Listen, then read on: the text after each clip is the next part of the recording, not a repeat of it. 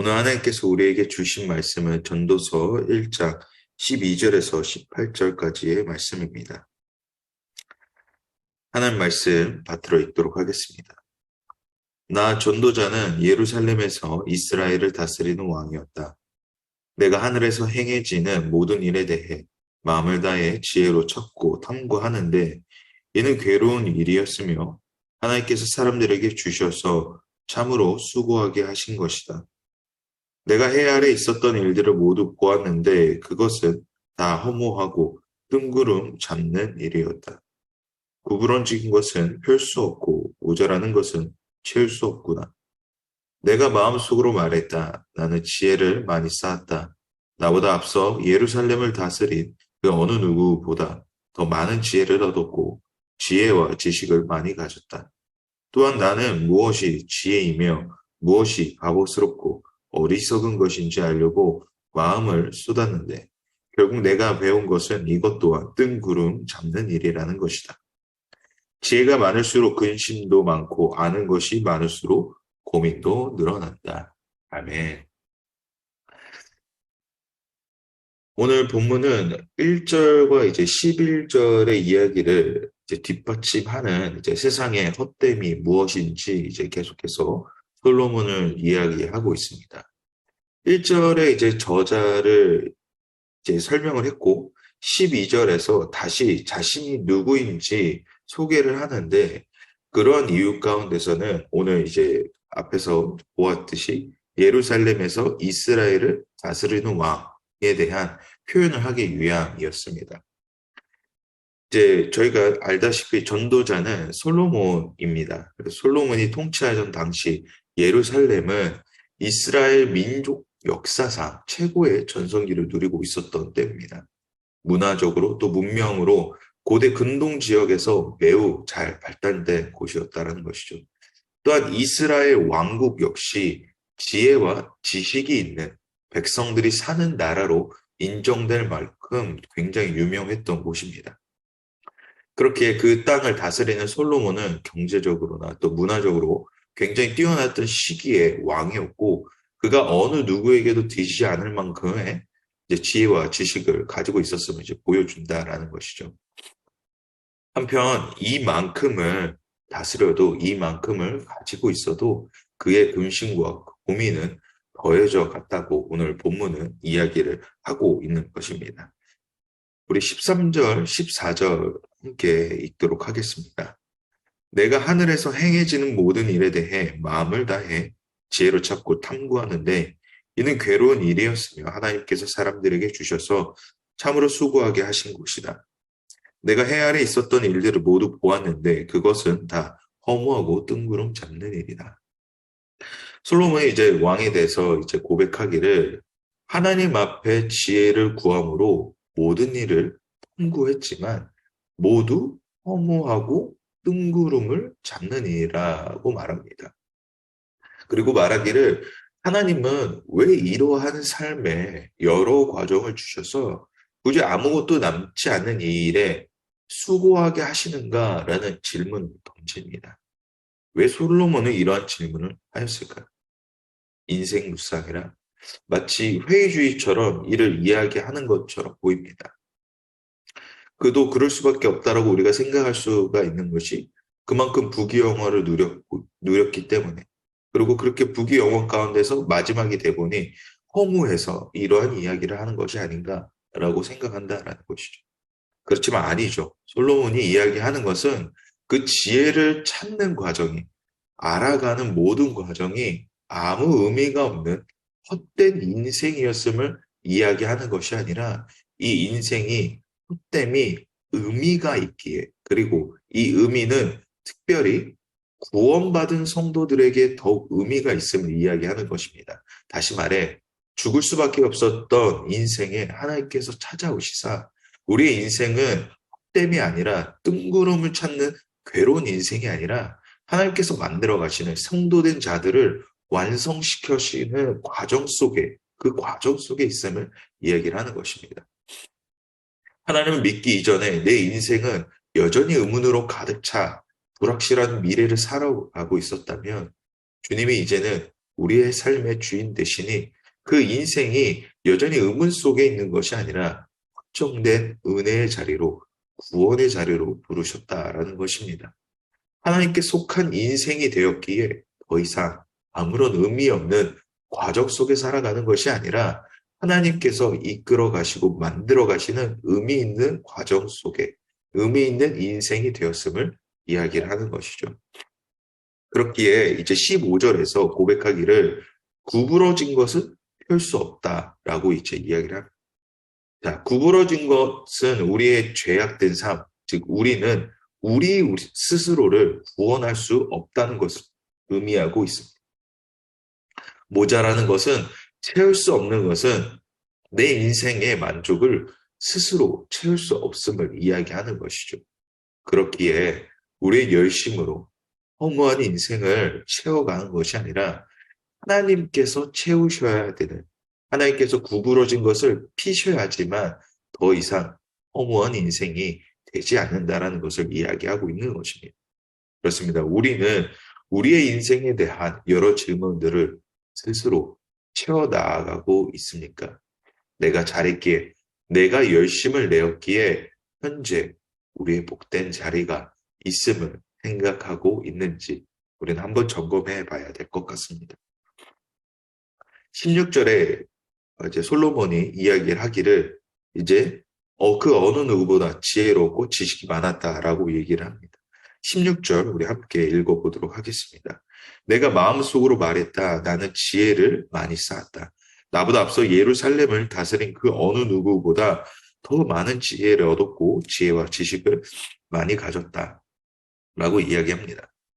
그가 교만하였기에 이런 이야기를 하는 것이 아니라 모든 이들이 인정할 정도로 정말 많은 것을, 수많은 것을 얻었지만 결국 이제 자신이 죽을 때가 되어 이제 결국 내 몸이 연약하여 쓰러질 때 나는 아무런 것도 할 수 없었음을 이야기하는 것이죠.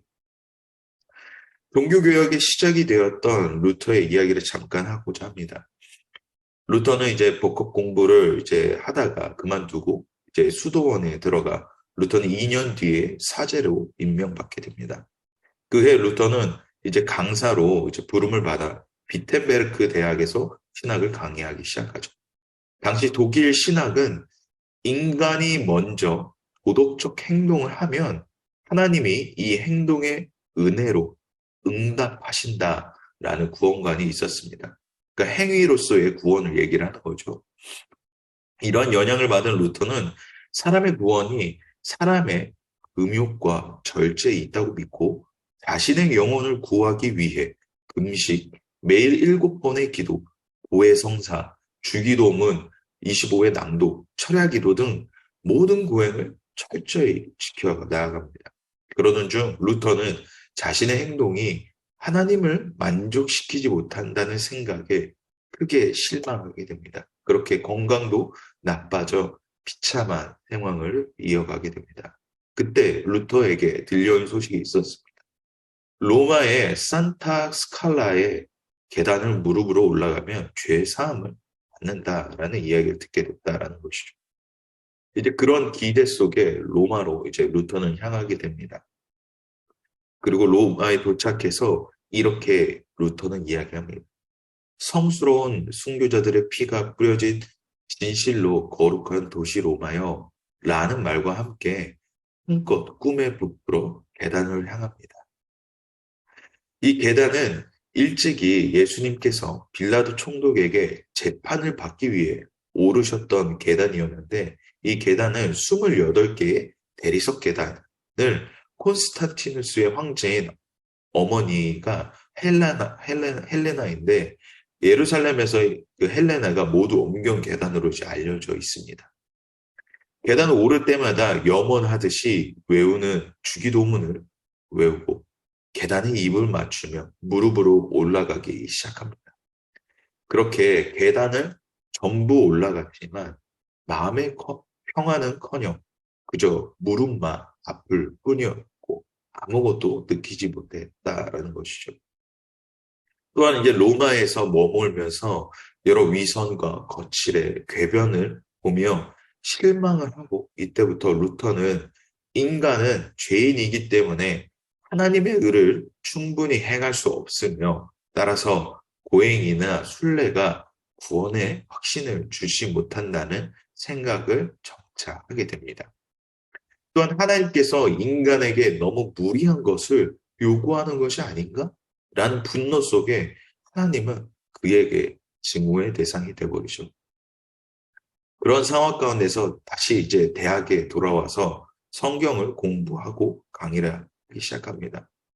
그렇게 하는 이유가 하나님이 증오의 대상에게 하나님을 더욱 알고자, 파악하고자, 비판하고자 공부했다라는 것이죠.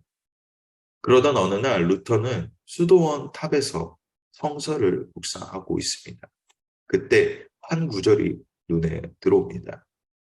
그때 그 성서를 묵상했던 이유는 로마서였는데 그 로마서를 그때 당시에 강의를 하고 있었습니다. 로마서 1장 17절에 이 문구가 이렇게 나옵니다. 복음에는 하나님의 의가 나타나서 믿음으로 믿음에 이르게 하나니 기록된 바 오직 의인은 믿음으로 말미암아 살리라 함과 같으니라. 루터는 마침내 이신칭의의 교리를 깨닫게 된다라는 것이죠. 인간의 행위가 아닌 하나님의 은혜로 인하여 의로 인하여 죄인된 우리를 의롭게 하셨다라는 그 개신교의 교리를 첫 번째 교리를 발견하게 됩니다. 이 체험 이후에 루터가 회고를 하며 말하기를 나를 효도승으로 한 점 부끄럼 없이 생활했다. 그럼에도 불구하고 나는 하나님 앞에 죄인이라고 느꼈기 때문에 마음이 괴롭고 도무지 나의 공로로는 그분의 진노를 누그러뜨릴 자신이 없었다. 그러므로 나는 공의롭고 성난 하나님을 사랑하지 않으며 오히려 증오했고 그분을 향해 불평했다. 그러면서 나는 여전히 바울과 씨름하면서 그의 말의 의미를 계속 탐구했다. 밤낮을 가리지 않고 곰곰이 생각하던 어느 날 나는 하나님의 의와 의는 믿음으로 산다는 말 사이에 어떠한 관계가 있음을 깨닫게 된다. 그때 나는 하나님의 의란 하나님께서 은혜와 순수한 자비를 나타내사 우리의 믿음을 보시고 우리에게 죄가 없다고 취급하시는 그분 자신의 의라는 것을 깨닫게 되었다. 그렇습니다. 루터는 인간의 행위로 구원을 받을 수 없음을 깨닫고 이것이 오직 하나님의 은혜로 통하여 주어졌구나라는 것을 깨닫고 고백을 합니다. 이것이 오늘 개신교의 고백이 되는 솔라 스크립투라, 오직 성경으로 라는 그 구조가 되는 거죠. 그리고 오직 믿음으로 라는 어떤 슬로건이 되기 시작합니다. 오늘 솔로몬도 이와 같이 17절에 이야기하기를 아무리 많은 지혜로 탐구하고 답을 찾기 위해 노력했지만 그 답이 어디에 있었는지 알지 못했다라고 이야기합니다. 정말 좋은 왕이 되고 싶었기에 하나님께서 그 솔로몬이 1,000번제를 드렸을 때 솔로몬에게 무엇을 원하냐고 여쭤보시죠. 그때 솔로몬은 어떤 물질이나 명예가 아닌 지혜를 구했습니다. 그것은 하나님께 합당한 자가 되기 위해서 또 정말 좋은 왕이 되고 싶기 때문에 그런 바람으로 하나님께 요청했었던 것이죠. 근데 이제 말년에 자신의 인생을 돌아보니 이러한 열심이, 이러한 노력들이 어리석은 거였구나라는 것을 고백한다라는. 다시 말해, 그 지혜를 그가 요청한 것은 그 지혜를 통하여서 하나님의 일을 분별하기 위한 노력을 했던 것인데 정작 그 지혜의 근원 되시는 그 지혜를 주신 분의 능력을 의지하지 않고 그런 고백을 했구나라는 것을 깨닫게 됐다라는 것이죠. 그런 이제 강박감정에 사로잡혀서 내가 이 지혜로 이것을 분별하고자 하는 노력들이 결국 자신의 올무가 되었음을 이제 깨닫게 됐다라는 것입니다. 왜 이것을 이제야 깨달았을까 하는 안타까움 속에 이제 18절에 이렇게 이야기를 합니다. 함께 읽어보도록 하겠습니다. 지혜가 많을수록 금신도 많고 아는 것이 많을수록 고민도 늘어난다. 18절에서 솔로몬이 결론 낸 것은 지혜가 많을수록 근심이 많다. 자신이 세상의 일을 전부 다 알 수 없을 뿐더러 그것을 분별하는 것은 사람이 할 수 없음을 말하는 것이죠. 즉, 그 분별조차 하나님께서 이끄시게 가능함을 깨달았다라는 것입니다. 자신이 자신의 지혜로 열심히 씨름을 해봤자 근심만 많아져 간다는 것을 알게 되었다라는 것이죠. 오히려 알고자 하면 할수록 의심하게 되고 마음이 어려워지는 여러 상황들 속에서 솔로몬은 자신을 탓할 수밖에 없는 그런 상황이 되었다라는 것을 이야기를 합니다. 그렇습니다. 오늘 우리가 하나님께 먼저 구해야 되는 것은 하나님의 지혜, 하나님의 뜻, 여러 가지의 것들이 있겠지만 가장 먼저 우리는 먼저 하나님을 신뢰해야 될 줄 믿습니다. 그 신뢰를 바탕으로 하나님 이러한 능력을 주셔서 이런 모양을 저런 모양으로 만들어 갈 수 있게 해주세요가 아니라 하나님의 뜻을 먼저 구합니다. 하나님 말씀보다 앞서지 않고 따라가는 내가 되게 하여 주시옵소서 라는 고백이 오늘 우리의 고백이 되어야 한다라는 것이죠. 그 지혜를 주신 분도 우리의 생각과 우리의 마음의 뜻을 주시는 분이 하나님이시라는 그 첫 번째 인식이 되고 난 뒤에 우리의 고백이 하나님께서 이렇게 이끌어 가실 것을 기대합니다. 하나님께서 만들어 가실 것을 하나님 오늘도 내가 소망하며 나아갑니다. 라는 그러한 고백이 우리의 가장 기본적인 우리의 믿음의 근간이 되어야 된다라는 것을 이야기하고 있는 것입니다. 그렇다고 그 기다림 속에 아무것도 하지 말라는 것이 아니라 하나님께 먼저 구하고 그 다음에 하나님의 일하심을 기대하며 그 일을 계속해서 해 나가야 된다라는 것이죠. 사랑하는 성도 여러분, 12절에서 우리가 함께 나누었듯이 그 믿음이 우리를 인도하심으로 그 과정이 아무런 의미 없이 헛됨이 아닌 하나님께서 기도가시는 은혜의 자리가 될 줄 믿습니다. 하나님께서 우리의 인생을 통하여서 계속해서 말씀하시는 것은 나를 의지해라. 너와 함께하는 하나님의 능력을 의지해라.